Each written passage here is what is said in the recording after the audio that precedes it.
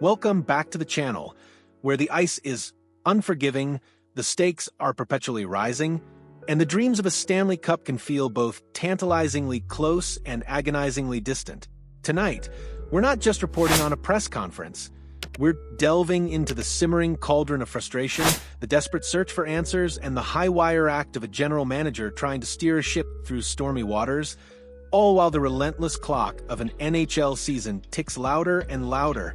When the collective anxiety of an entire fan base reaches a fever pitch, when the glaring spotlight of scrutiny falls squarely on the most vulnerable position in hockey, and when the architect of the team finally breaks his silence, does it offer a calming reassurance, or does it merely confirm the deep-seated fears that a critical decision looms, one that could define the very trajectory of a season?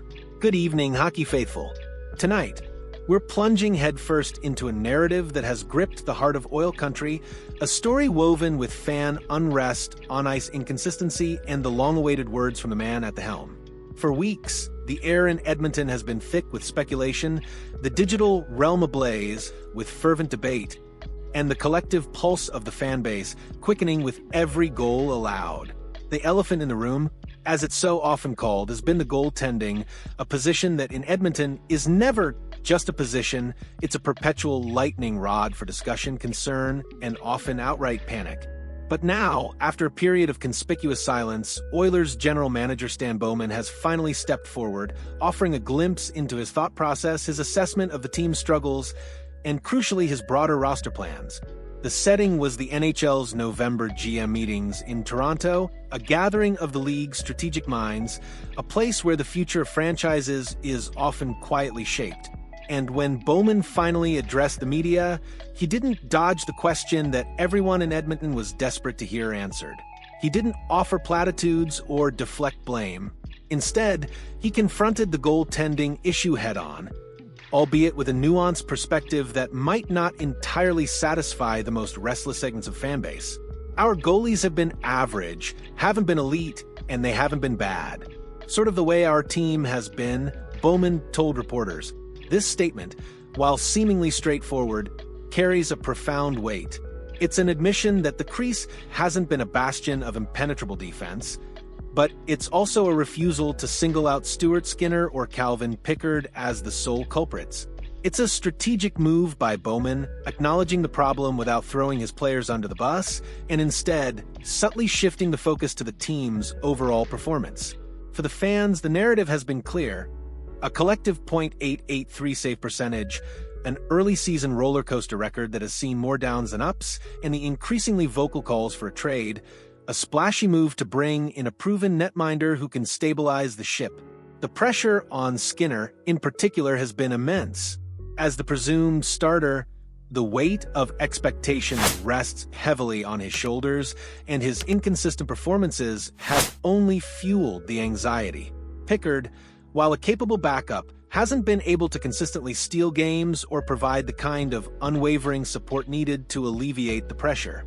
The numbers, as Bowman implicitly acknowledges, tell a story of a unit that is simply not performing at the level required for a team with Stanley Cup aspirations. However, Bowman, with the perspective of a general manager, made it clear that he sees a bigger, more systemic issue at play than goaltending alone. We've had ups and downs with both goalies, the defense, and the forwards, he stated, emphasizing that the problem isn't confined to one position. It would probably be clearer if it was costing us games night after night, but that's just not it. This is a crucial distinction. Bowman isn't denying the goaltending struggles, but he's arguing that they are a symptom, not the sole cause, of the team's overall inconsistency. It's a holistic view, suggesting that the defensive breakdowns in front of the netminders, the lapses in offensive production, and the general lack of a consistent 60-minute effort from all three zones are equally, if not more, responsible for the team's current predicament. It's a challenge to the entire roster, a subtle call for collective accountability rather than individual scapegoating. For now, the overarching message from the GM is one of patience, a steadfast refusal to succumb to the immediate clamor for panic moves. Edmonton's current record, a lukewarm 7-6-4, isn't good enough for a team with their talent, but it's also not a full-blown crisis. Yet, Bowman noted that the team's fundamental problem isn't a lack of personnel or talent, but rather a crippling inconsistency. Usually we get on a run where you win 6, 7, 8 in a row. We haven't been able to get going. It's win one, lose one, overtime loss, overtime win. This perfectly encapsulates the frustration of watching the Oilers this season. They show flashes of brilliance, moments where their offensive firepower and defensive structure look formidable, only to follow it up with a lackluster performance, a defensive lapse, or an inability to close out a game. This seesaw pattern prevents them from building any meaningful momentum, keeping them perpetually stuck in the middle of the pack rather than ascending to the top tier, where they believe they belong. Bowman's patience, however, is a double-edged sword.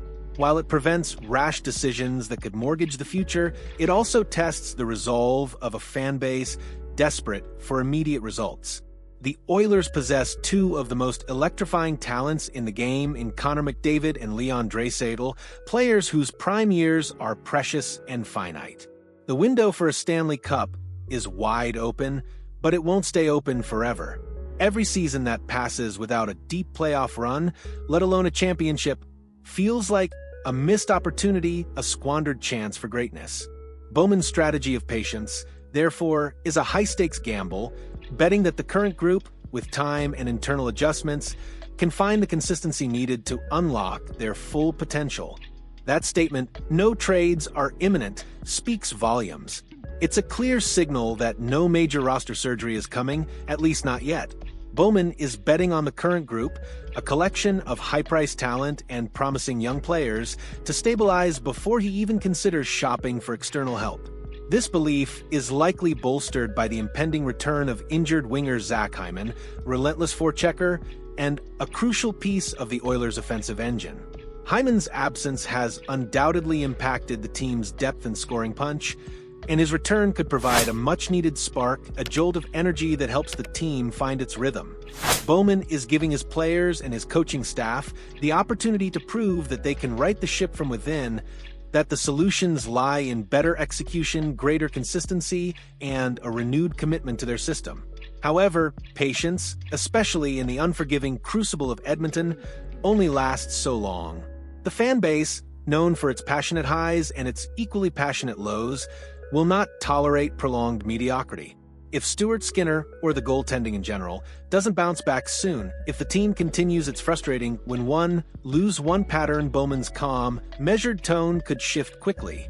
The pressure will mount, not just on the players, but squarely on the general manager himself. The calls for a trade, currently simmering, will boil over into an undeniable roar, forcing Bowman's hand. And when that time comes, the rumor mill has already provided a tantalizing name, Juuse Saros. The Nashville Predators star netminder is widely considered one of the elite goaltenders in the league, a game stealer capable of single-handedly carrying a team. The idea of Saros donning an Oilers jersey is enough to ignite the wildest dreams of the fan base. However, there are mixed reports about whether he's a real option and how much interest the Oilers truly have, if any. Acquiring a player of Saros's caliber would come at an astronomical cost, likely requiring a significant package of draft picks, promising young prospects, and potentially even a roster player. It would be a true all-in move, a clear declaration of championship intent, but also a gamble that could deplete the team's future assets. Bowman's current patience suggests he's not ready to pay that price, at least not yet. But if the team continues to falter, that calculus could change in an instant. The implications of Bowman's statements are clear. The Edmonton Oilers are at a critical juncture. This isn't a team in full-blown crisis, but it's a team under immense pressure, a team that needs to find its identity and its consistency, and fast. The next few weeks will be absolutely crucial. They will determine whether Bowman's patience is vindicated, whether the internal solutions he believes in will materialize, or whether the mounting pressure will force him to make the kind of blockbuster move that could either propel the Oilers to glory or send them spiraling into an uncertain future. The players, from McDavid and Draisaitl down to the fourth line, must now internalize Bowman's message. This isn't just about the goalies. It's about Every single player committing to a higher standard, to a more consistent effort, and to playing a complete team game. The spotlight is on them, and their response will dictate the narrative for the rest of the season. The clock is ticking, the expectations are sky high, and the pursuit of the Stanley Cup in Edmonton is, as always, a drama of epic proportions.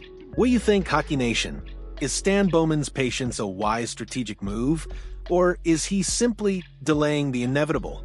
Should the Oilers be more aggressive in pursuing a trade for a top-tier goaltender like Juuse Saros, or do you believe the current group can find its consistency?